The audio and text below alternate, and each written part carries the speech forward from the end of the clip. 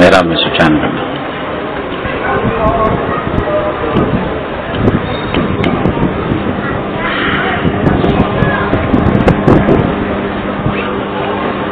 بسم اللہ الرحمن الرحیم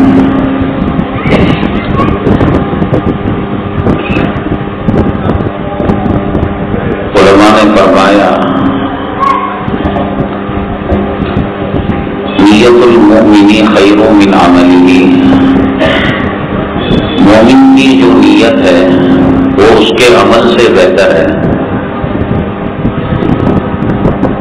بعض مرتبہ آدمی نیت کرتا ہے اور عمل نہیں کر پاتا، اللہ تعالیٰ اس کو عمل کا ثواب مرحمت فرماتے ہیں۔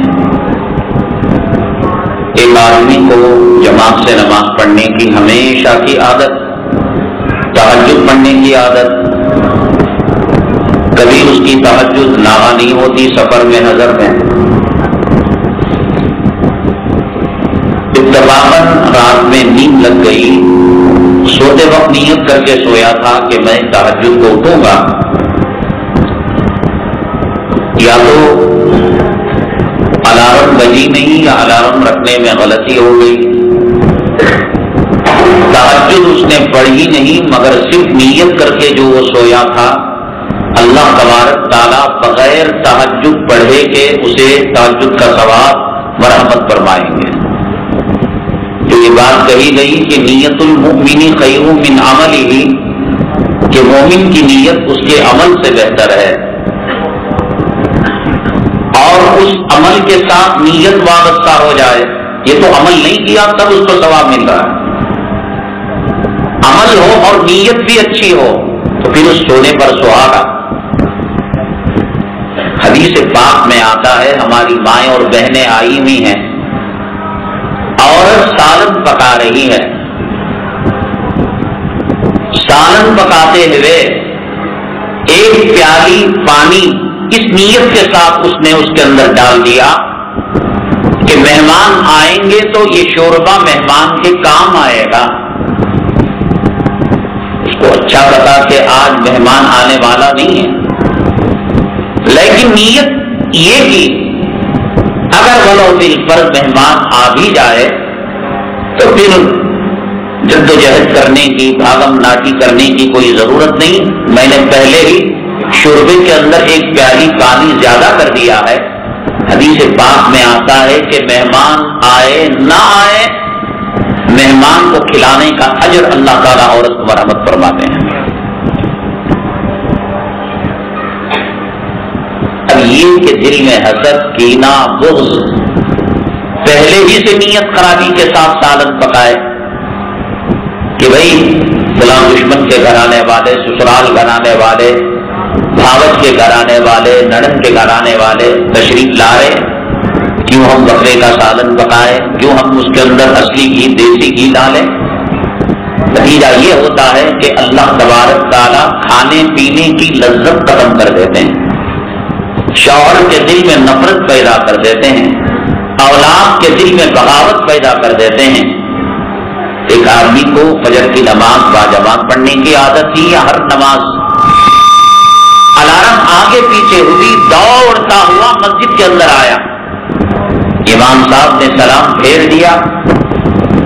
سعودی عرب کے اندر تو یہ ہے کہ ایک آدمی کو کہیں سے کرایہ دار لے لیا اور وہاں جماعت کر لی، بلکہ کیرلا، منگلور، یہ اڑپی وغیرہ کے علاقوں کے اندر یہ ہوتا ہے کہ ایک آدمی تنہا نماز پڑھ رہا ہوتا ہے، جماعت ہو چکی ہوتی ہے، دوسرا آیا، وہ یہ سوچ کر تنہا جماعت شروع کیا تھا کہ کوئی مجھے جماعت بنانے کے لیے فرض نہیں ہے، دوسرا آیا، اس کو مونڈے سے اشارہ کر کر آگے کر دیا، اور جو بوگی تھی وہ انجن بن گئی اور پیچھے اس کے مقتدی ہو گیا۔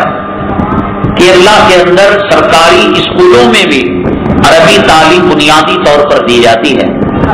وہ لوگ کیلے کا بیپار کریں، مچھلی کا بیپار کریں، چاول کا بیپار کریں، کلام پاک تجوید کے ساتھ پڑھتے ہیں، اور ہر کیرلا کا مرد عورت اس لائق رہتا ہے کہ اگر امام صاحب نہ ہو تو وہ 2 رکعت نماز پڑھائے۔ یہ غلط طریقہ ہے۔ مسجد کی اذان فکس ہے کہ 1 بجے اذان، 1:15 بجے جماعت، 1:30 بجے جماعت، 8:15 بجے اذان، 8:30 بجے جماعت۔ ہر آنے والا اگر جماعت کرنے لگے تو مسجد کی جماعت کی اہمیت کیا رہ جاتی ہے؟ اسی لیے حضرت اقدس مجدد ملت حضرت مولانا اشرف علی تھانوی قدس سرہ العزیز بہشتی زیور کے اندر جماعت کے احکامات میں لکھا ہے، حدود اعتکاف میں، یعنی جہاں اعتکاف کرنے والا جس لمٹ سے باہر نکلنے سے اعتکاف ٹوٹ جاتا ہے، اتنی لمٹ کے اندر جماعت ثانی کرنا، دوسری جماعت کرنا مکروہ تحریمی ہے۔ یہ جماعت کی انسلٹ۔ امام صاحب کو 25-50 ہزار روپے تنخواہ دے کر رکھا گیا۔ ہمارے مولانا صادق صاحب دیوبند سے امام صاحب کو لے کر آئے، کہیں مؤذن کو تلاش کر کے لے آئے، اور آپ کاکا کے پیچھے، پٹی کے پیچھے، ملےباری کے پیچھے، جس کے پان ٹکنے کے نیچے ہے اور جس کا ٹی شرٹ ہے کہ جو رکوع سجدے میں جائے پاخانے کی جگہ نظر آئے، تو پھر جماعت کی اہمیت کیا باقی رہ جاتی ہے؟ اس لیے حضرت تھانوی رحمت، اور حضرت تھانوی بہشتی زیور 2 قسم کی ہے، ایک معرہ ہے، ایک مدلل ہے۔ معرہ کے معنی ننگی، یعنی اس کے اندر دلائل نہیں، اور ایک ہے مدلل۔ حضرت تھانوی رحمت اللہ علیہ نے جو مسائل بہشتی زیور کے اندر مرتب فرمائے ہیں، وہ اپنے باپ کے گھر سے نہیں، فقہاء نے کتابوں میں جو مسائل لکھے ہیں وہی مسائل حضرت نے بیان فرمائے ہیں۔ حضرت نے فرمایا حدود اعتکاف کے اندر، ہم یہاں جب اعتکاف ہوتا ہے تو یہاں لکھ کر لگا دیتے ہیں 2 کھمبوں تک، جہاں جنازے کو اندر رکھ کر بھی پڑھنا ناجائز ہے۔ حدود اعتکاف کے باہر جنازہ رکھیں گے، کیوں؟ اس لیے کہ اس سے تعفن نکلتا ہے، بدبو نکلتی ہے، خون ٹپکتا ہے، گندگی گرنے کا اندیشہ ہے۔ اللہ کا گھر روحانیت کا مسکن ہے، اللہ کی نورانیت اترنے کی جگہ ہے، جب وہاں پیاز اور لہسن کھا کر جانے کی اجازت نہیں۔ آپ کسی مردے پر ناک رگڑ کر دیکھیے گا صاحب، وہ مردہ جسے ویٹ کر کر انتظار کر کر گلا دیا گیا ہو کہ بھائی مولیرا بھائی آیا نہیں، ساس آئی نہیں، سسرے آئے نہیں، بیٹا آیا نہیں، دبئی میں کون کی ہے، یاد رکھو قیامت کے دن یہ مردے اپنے وارثین کا دامن پکڑیں گے۔ آج کل جیسے عیسائیوں کے تابوت ہوتے ہیں، ایسے تابوت کے اندر مردے کو رکھ دیا جاتا ہے زہریلی گیس کے اندر، تاکہ مردہ سڑے گلے نہیں۔ وہ انسٹرکشن دیتا ہے، وارننگ دیتا ہے کہ جب آپ کو دفن کرنا ہو، نماز جنازہ پڑھنا ہو، تو 2-2.5 گھنٹے پہلے آپ اس تابوت کی گیس کو باہر نکالیں۔ خبردار اپنی ناک کی، اپنے منہ کی، اپنے آنکھوں کی حفاظت کے ساتھ، یعنی یہ زہریلی گیس آپ کی آنکھوں کی بینائی کو سرد کر سکتی ہے۔ آپ سانس لیں گے، آپ کے جسم کو نقصان پہنچا سکتی ہے۔ جو چیز زندہ انسان کو نقصان پہنچائے گی، مردہ انسان کی حس، مردہ انسان کی طبیعت زندہ انسان کے مقابلے میں اگر یہ 220 پاور کا ہے، یہ DC پاور کا ہے، تو وہ 1,00,000 وولٹیج کا ہو جاتا ہے۔ اسی لیے حدیث پاک میں بتایا گیا کہ مردے پر مکھی بیٹھتی ہے تو ایسا ہوتا ہے گویا پہاڑ اس پر رکھ دیا گیا ہو۔ اب جس مردے کو ٹھنڈے پانی نہانے کی عادت ہے، تو موت کے بعد بھی اس کو ٹھنڈا پانی نہانا چاہیے، اس کو غسل کروانا چاہیے۔ جس مردے کو نیم گرم پانی کی، جس مردے کو زیادہ گرم پانی کی، اب یہ کہ صاحب اتنا کھولاؤ کہ مرغی کو بھی اس پہ ڈبویا جائے، اس کے پر نکل جائیں، آپ اپنے باپ کو اپنے ہاتھوں سے تکلیف دے رہے ہیں؟ کیا سمجھ رہے ہیں آپ؟ وہ بات بھی کر رہا ہے، وہ دیکھ بھی رہا ہے، اسے اس بات کا بھی احساس ہے کہ جس ظالم بیٹی کے لیے، بیٹے کے لیے کالج کے ایڈمیشن کے لیے، میڈیکل کے ایڈمیشن کے لیے، انجینئرنگ کے ایڈمیشن کے لیے میں سر بازار رسوا ہوا تھا، آج وہ میرے لاش کے سامنے موبائل کے اندر اس کی رنگ ٹون گانوں کی بج رہی ہے، کوستا ہوگا، گالیاں دیتا ہوگا۔ وہ زندوں کو جن چیزوں سے نفع پہنچتا ہے، مردوں کو ان چیزوں سے نفع پہنچتا ہے، اور اس کی جو عادت رہی ہے ٹھنڈے پانی کی، نیم گرم پانی کی، گنگنے پانی کی یا گرم پانی کی، اب ہر مردے کو ایک فیشن بنا لیا، ایک طریقہ بنا لیا کہ اپنے ہاتھوں سے تکلیف دے رہے ہیں۔ حدیث پاک کے اندر فرمایا گیا کہ 3 معاملات کے اندر تاخیر نہ کرو، نماز کا وقت ہو جائے، اور لڑکیوں کے بالخصوص بیواؤں کے نکاح کا وقت آ جائے، اور نکاح کے لائق جوڑا مل جائے، اور جنازہ تیار ہو، تاخیر نہ کرو۔ حضرت اقدس مولانا مفتی محمود الحسن صاحب رحمت اللہ علیہ، جو دارالعلوم دیوبند کے صدر مفتی تھے، اور فقہی جزئیات حضرت کو ایسے یاد تھی جیسے عام آدمی کو سورہ فاتحہ یاد ہوتی ہے۔ سورہ فاتحہ ازبر بچے کو یاد ہے۔ حضرت اقدس مفتی محمود صاحب رحمۃ اللہ علیہ کو فقہ کی فتاوی عالمگیری، در مختار، یہ سب کتابیں حضرت کو ازبر یاد تھیں، جزئیات حضرت نقل فرمایا کرتے تھے۔ حضرت نے فرمایا مکہ مکرمہ میں اگر کسی کا انتقال اشراق کے بعد ہوا ہو مکہ مکرمہ میں، اور جنازہ حرم شریف میں جانے والا ہو، حرم شریف کے اندر جمعہ کے اندر کم سے کم 20-25 لاکھ مصلی نماز پڑھتے ہیں، اور نماز جنازہ دعا ہے، اسی لیے نماز جنازہ کے بعد ایڈیشنل دعا کرنا شریعت پر زیادتی ہے، اور یہ کہنا ہے اے اللہ، اے محمد صلی اللہ علیہ وسلم، اے شریعت مطہرہ، آپ نے جو دعا دی یہ ناکافی ہے۔ جیسے ہم نے آپ کو شادی کی، ولیمے کی دعوت دی، اچھے قسم کا ہماری حیثیت کے مطابق ہم نے مہمان نوازی کی، آپ نے کھانا کھا لیا، کھانا کھا لینے کے بعد، ہاتھ دھونے کے بعد میزبان سے پوچھ رہے ہیں یہاں قریب کے اندر کوئی اڈلی ڈوسے کی ہوٹل ہے؟ میزبان کا دل دکھے گا نہیں دکھے گا؟ بکرے کا بھاؤ کیا ہے، چاول کا بھاؤ کیا ہے، آج مہنگائی کتنی ہے، نلڈے تک پیٹ کاٹ کر پھر پوچھتا ہے کہ اڈلی کی دکان کہاں ہے، ڈوسے جلتا نہیں جلتا۔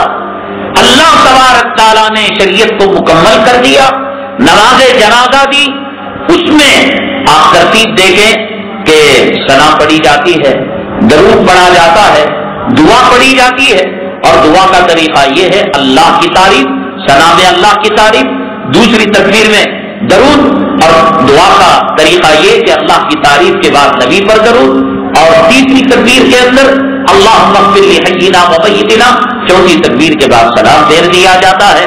اب اس کے بعد جنازے کے سامنے کھڑے ہو کر دعا کرنا، یہ دعا نہیں بد دعا ہے، شریعت کے طریقے کے اندر راحت ہے۔ حضرت مولانا مفتی محمود صاحب رحمۃ اللہ علیہ نے لکھا ہے مکہ مکرمہ کے اندر کوئی مرے، اب نماز جنازہ 20 لاکھ 25 لاکھ آدمی پڑھیں گے تو کیا کہیں گے؟ امام حرم اللہم اغفر لحینا، مؤذن حرم اللہم اغفر لحینا، 25 لاکھ مرد و خواتین اللہ کے حرم میں اللہ کے دربار میں کہہ رہے ہیں اے اللہ اس کے ساتھ مغفرت کا معاملہ کروانا۔ حضرت نے کہا تم گھر کے 20-30 آدمی کسی میدان کے اندر، قبرستان میں جو جگہ بنائی گئی نماز جنازہ کی، اور جتنا جلد ہو سکے جمعہ کا انتظار کیے بغیر نماز جنازہ پڑھو، یہ افضل ہے جمعہ کی نماز میں 25 لاکھ لوگ نماز جنازہ کے پڑھنے سے، اس لیے کہ یہ سنت کے مطابق ہے، اور 25 لاکھ کو شریک کرنا یہ سنت کے خلاف ہے۔ بہرحال حضرات، میں یہ عرض کر رہا تھا کہ یہ جو مسجد کے حدود کے اندر جو جماعتیں کی جاتی ہیں، حدود اعتکاف کے اندر آپ جماعت ثانی نہیں کر سکتے. یہ جماعت کا مذاق ہے، نماز کا مذاق ہے. حدود اعتکاف سے باہر آپ جماعت کر سکتے ہیں. جہاں جنازہ بھی رکھنا ہو، حدود اعتکاف کے اندر جنازے کی نماز نہیں پڑھی جا سکتی، اس لیے کہ حدیث پاک کے اندر پیاز اور لہسن کھا کر آنے سے منع کیا گیا.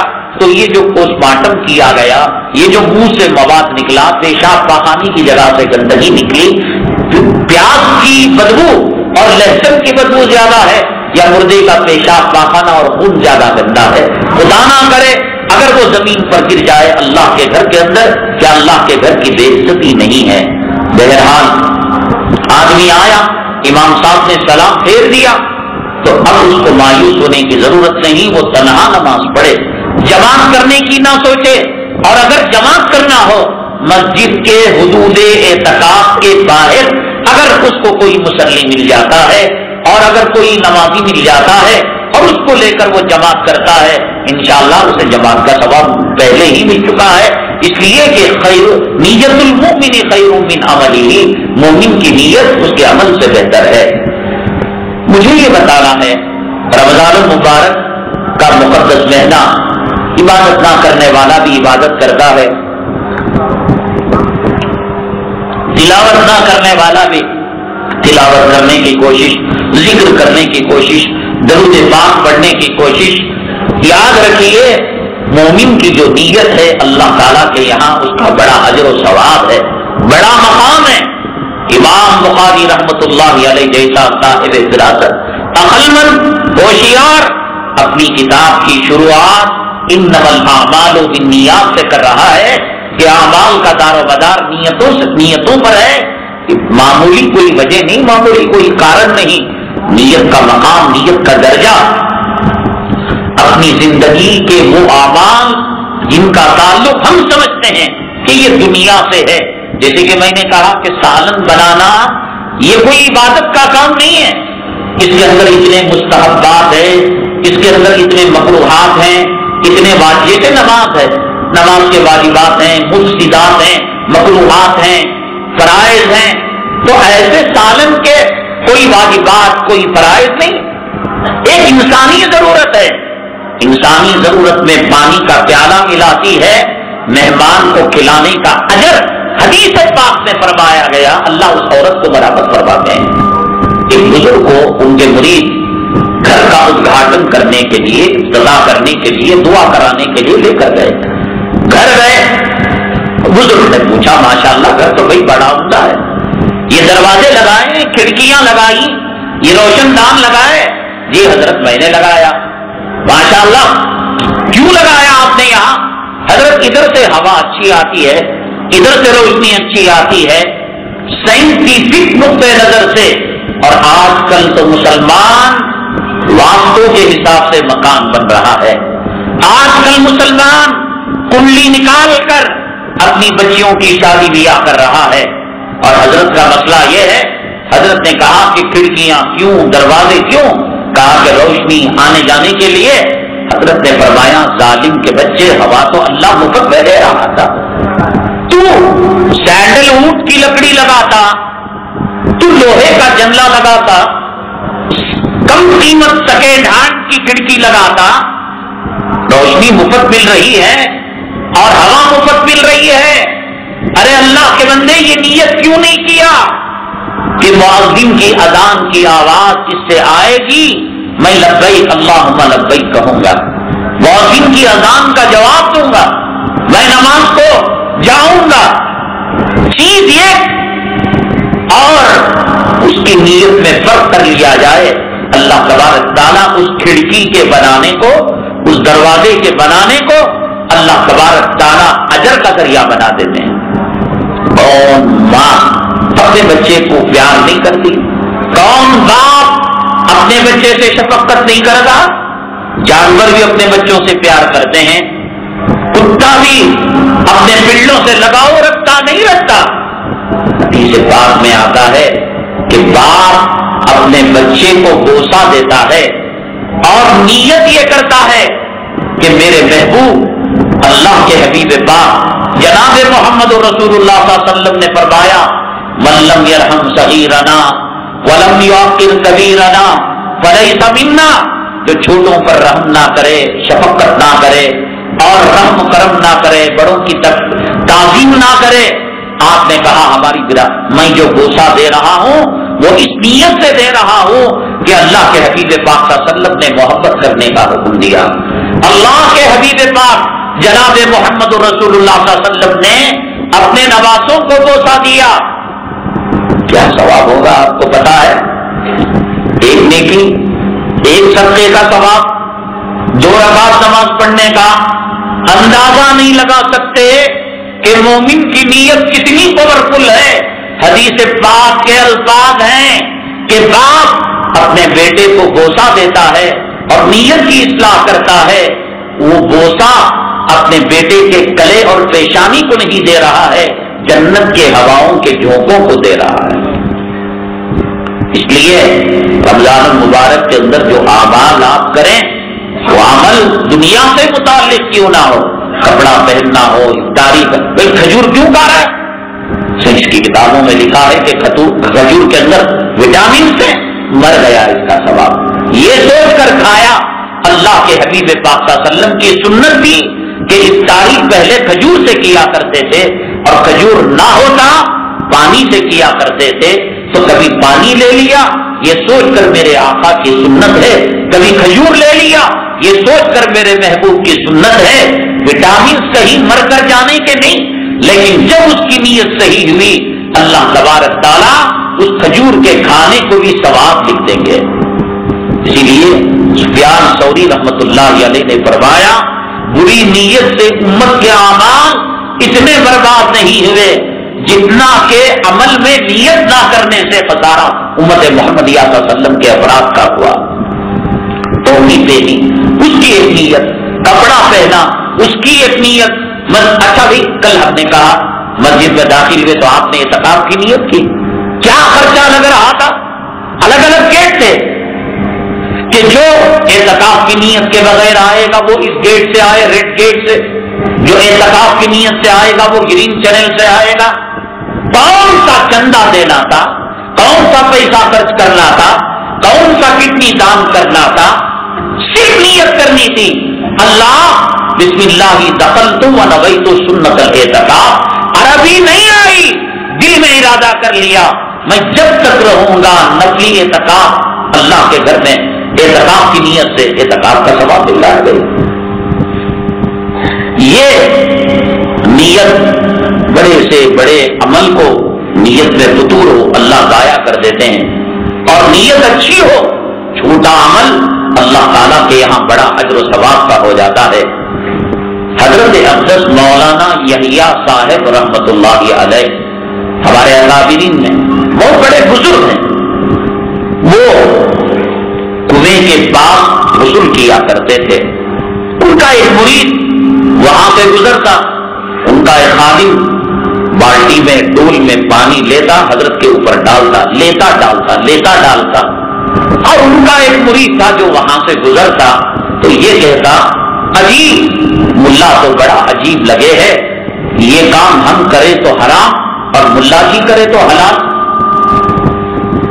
بھائی ہم کو تو آپ نے کہا کہ پانی اتنا نہاؤ جس سے ضرورت پوری ہو جائے، اور پورا کنواں خالی کرنے پر بیٹھے ہو، ڈول کر ڈول ڈالے جا رہے ہو، اور آپ حرام نہیں کرتے، یہ ہے آپ اللہ والے ہیں، لیکن یہ کہ ہم کو کیوں منع کیا؟ کہا کہ جب تقاضا ہو جائے، ضرورت ہو جائے تو آپ پانی کا استعمال کرنا۔ حدیث پاک میں آتا ہے بہتی ندی میں، بہتی نہر میں پانی بہ رہا ہے، اب ہم نے ہاتھ دھویا، پانی کہاں گرا؟ ندی ہی میں گرا، کلی کی ندی ہی میں گرا۔ غسل خانے کے اندر، وضو خانے کے اندر نل زور سے کھول دیا اور صاحب ہاتھ دھو رہے ہیں، 3 مرتبہ دھویا، 23 مرتبہ دھویا، 30 مرتبہ دھویا، کچھ پتا نہیں۔ بغل والے آدمی سے پوچھ رہے ہیں کامنٹری انڈیا پاکستان کی میچ کیا ہوئی، جب تک یہاں ٹینکی آدھی خالی ہو گئی۔ ایسی بات نہیں، بہتی ندی اور بہتی نہر میں پانی اسی میں گیا. حدیث میں فرمایا گیا 3 مرتبہ اعضاء کو دھونے کا حکم دیا گیا ہے. اگر کسی نے 4تھی مرتبہ دھو لیا, قیامت کے دن اس 4تھی مرتبہ دھونے کا سوال کا جواب, اس نعمت کا جواب اللہ تعالیٰ کے دربار میں دینا پڑے گا. ثم لتسألن یومئذ عن النعیم, قیامت کے دن تمہیں نعمتوں کے بارے میں سوال ہوگا. ناک میں 3 مرتبہ پانی ڈالنی تھی, 4تھی مرتبہ ڈال دیا, تو سوال ہوگا کہ 4تھی مرتبہ پانی کو ویسٹ کیوں کیا. اور حضرت مولانا یحییٰ صاحب ہیں, ہمارے اکابرین میں ہیں, کنواں خالی کر رہے ہیں اور ان کو حکم دیا خبردار 3 بالٹی سے اوپر 4 بالٹی سے اوپر پانی استعمال نہیں کرنا. وہ خادم وہ مرید تھا, اعتراض جو کیا, سوال جو کیا, چل بھن کر نہیں, ایک علمی اعتبار سے حضرت آپ تو استعمال فرما رہے ہیں اور میں اگر استعمال کروں تو حرام اور آپ استعمال کریں تو حلال. حضرت نے کہا کل مجلس میں تشریف لائیے گا, میں اس سوال کا جواب دیتا ہوں. مولانا یحییٰ صاحب یہ طے ہے کہ آپ حرام کام نہیں کرتے, اور یہ بھی طے ہے ان کو جو مسئلہ بتایا وہ غلط نہیں ہے, تو ان کا استعمال کرنا حلال اور ان کا استعمال کرنا حرام صرف ایک نیت کے تھرمامیٹر کی وجہ سے ہے. وہ کیا نیت کا فرق تھا انشاءاللہ ہم کل عرض کریں گے.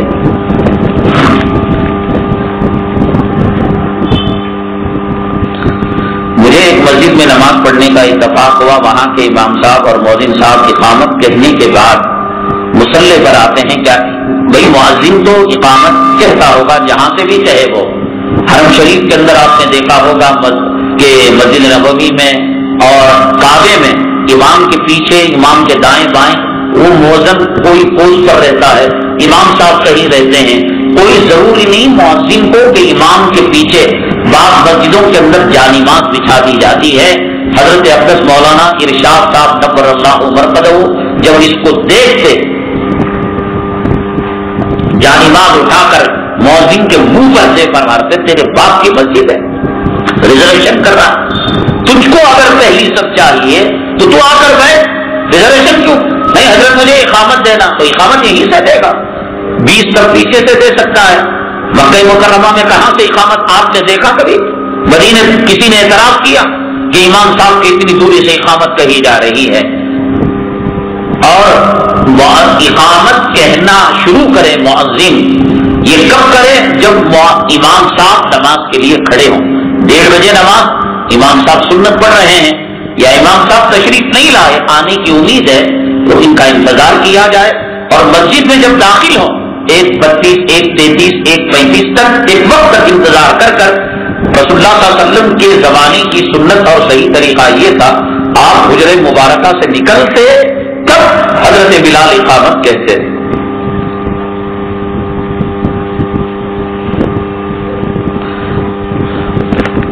بعض لوگ تعویذ اپنے پاؤں میں ڈالتے ہیں, کیا اس سے قرآن کی بے ادبی تو نہیں ہوگی؟ اگر چیز بند ہے اور چیز کھلی ہوئی ہے تو احکامات میں فرق ہو جاتا ہے. پیشاب کے نکلنے سے وضو ٹوٹتا نہیں ٹوٹتا, پاخانے کے نکلنے سے وضو ٹوٹتا نہیں ٹوٹتا, اور یہی 1.5-2 لیٹر پیشاب پیٹ میں ہے تو وضو نہیں ٹوٹ رہا ہے. پاخانہ 2.25 کلو پیٹ میں ہے, وضو نہیں ٹوٹ رہا ہے. چیز اگر اپنی جگہ پر ہو تو احکامات اور ہیں, اور چیز جب اپنی جگہ سے نکلے, خون ہے نہیں ہمارے جسم میں, لیکن جب سوراخ پڑ جاتا ہے, خون اپنی جگہ سے نکل جاتا ہے, تب وضو ٹوٹتا ہے.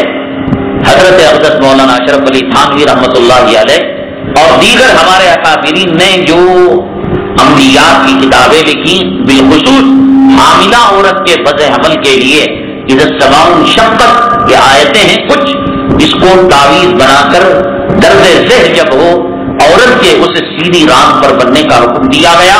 بڑا واویلا مچایا غیر مقلدوں نے کہ حضرت تھانوی رحمۃ اللہ علیہ دیوبندیوں نے کلام پاک کی توہین کی.